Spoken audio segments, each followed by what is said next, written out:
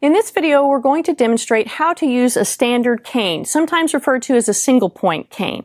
Now, one thing I want to point out is people often mistake and think that the cane goes on the injured side, and I'm indicating my injured side by the pink tape on my shoe. That's actually a mistake. It actually goes on the opposite side, and let me tell you why. So the cane is used for base of support for the injured leg. So when you're walking, the cane and the injured leg are stepping or coming forward together as you bring your good leg through. So you have to have this is your base of support is this wide. If you put the cane on the injured side and you step forward, now when you're bringing this leg through, your base of support is only about this big, and you actually have to lean over onto the cane to get better support. So that's why it goes on the opposite side of the injured leg. So let's take a look at how you walk with it.